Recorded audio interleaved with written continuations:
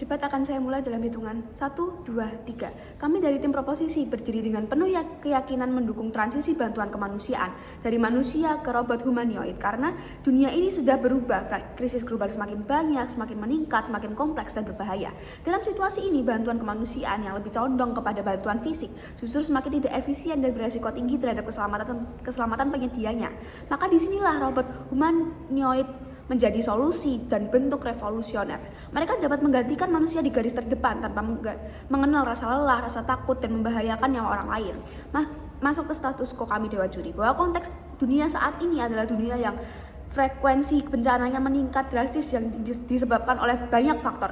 Dalam kondisi seperti ini, tenaga manusia tidak bisa diandalkan atau digunakan secara konsisten dan efektif karena keterbatasan secara fisik dan psikologis. Di daerah konflik yang sangat berbahaya dan beresiko bagi para relawan, contohnya pada konflik antara Palestina dan Israel, banyak sekali relawan yang menjadi sandera ataupun gugur dalam peperangan. Disclaimer Dewan Juri, kami tidak menolak keberadaan nilai-nilai kemanusiaan, tetapi kami ingin ada unsur pengawasan manusia atau bantuan manusia tanpa adanya manusia yang turun tangan langsung ke zona berbahaya sehingga membahayakan nyawa mereka Dewan Juri. Kami tidak membicarakan tentang penggantian total seketika, tetapi perpindahan secara bertahap, terstruktur dan sistematis yang mencakup robot medis, logistik, edukasi, dan keamanan serta kemanusiaan. Humanoid robot bukan sekedar mesin, tetapi robot dengan bentuk dan kemampuan yang sudah dibuat agar menyerupai manusia dengan menggunakan pemrograman. Framing Dewan Juri, debat ini adalah debat proposal yang artinya ini bukan membicarakan tentang dunia sekarang, tetapi soal apa yang seharusnya kita lakukan untuk kedepannya. Maka beban pembuktian di sisi kami adalah menunjukkan bahwa transisi ini layak, efektif, dan efisien serta lebih unggul. Dan beban pembuktian di sisi lawan adalah mereka harus membuktikan bahwa pemertahanan sistem bantuan kemanusiaan lebih efektif dan lebih realistis secara global. Kontrafaktual di sisi kami Dewan Juri, mungkin tim oposisi akan datang dan mengatakan tenaga manusia itu lebih peka, lebih punya hati dan perasaan, lebih fleksibel dan lebih bisa merespons secara manusia dan etis. Mari kita lihat bersama Dewan Juri. Hal ini hanya bisa terjadi jika memenuhi syarat. 1. Jumlah tenaga kerja ahli cukup. Padahal nyatanya bahwa banyak negara yang miskin dan kekurangan tenaga ahli serta mampu untuk membantu. 2. Keamanan di lapangan yang sudah terjamin tidak berbahaya bagi nyawa manusia. Serta 3. Efisiensi logistik. Nyatanya biaya akomodasi dan pelatihan manusia jauh lebih mahal dari pengiriman robot dalam jangka panjang. Maka dari itu, masuk ke 3 poin utama argumen di sisi kami Dewan Juri, bahwa 1. Transisi ini juga dapat mendorong inovasi global dan pemerataan layanan di daerah yang rawan konflik. 2. Memiliki efisiensi tinggi dan adaptasi cepat di situasi darurat. 3. Transisi ini akan dapat menyelamatkan lebih banyak nyawa. Maka mari kita berdalam Dewan Juri bahwa 1. Dengan menggunakan humanoid robot, masyarakat tidak hanya akan merespon, tapi juga akan mengembangkan sistem jangka panjang sehingga daerah yang kekurangan dokter, guru atau fasilitator dapat terbantu.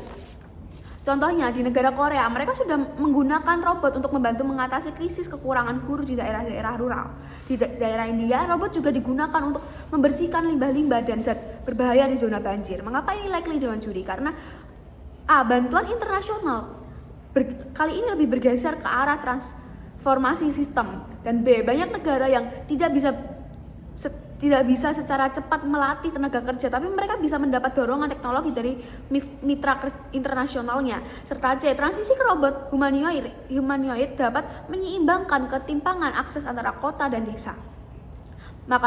Dan dua, humanoid robot bisa diprogram dengan cepat dan diadaptasi secara real time sesuai kebutuhan yang sedang dihadapi. Misalnya robot medis bisa di sistem agar mengetahui data gejala, diagnosis awal, dan prosedur pertolongan. Robot edukasi juga bisa diprogram untuk mengajarkan anak-anak di kamp pengungsian dalam berbagai bahasa dan sebagainya. Kenapa ini likely Dewan Juri? Karena 1. Kecerdasan AI memungkinkan robot untuk belajar dengan cepat. 2. Biaya teknologi ini semakin turun dan akses ke data bantuan seperti WHO bisa disinkronisasikan untuk mendukung robot tersebut.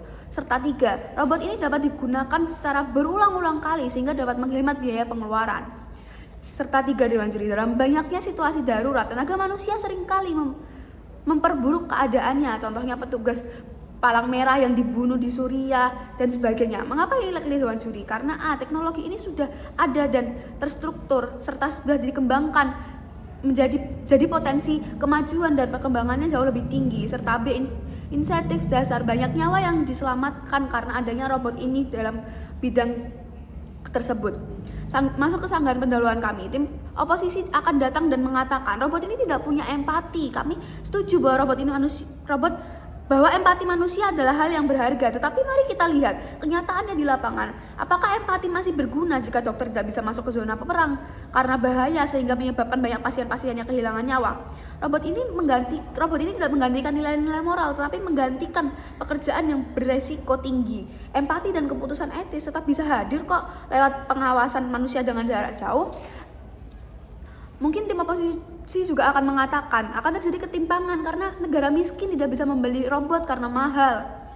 Mari kita lihat pernyataan ini tidak valid kalau bantuan robot hanya bersedia secara komersial. Tetapi dalam proposal kami, transisi ini dilakukan oleh masyarakat secara internasional. Yang artinya apa? Artinya PBB dan WHO serta UNICEF mungkin akan bisa dapat memfasilitasi produksi dan distribusi robot tersebut secara efektif untuk zona krisis bantuan. Sama seperti vaksin COVID-19 contohnya yang didistribusikan secara global, robot pun juga bisa menjadi bagian dari bantuan secara resmi secara mendunia.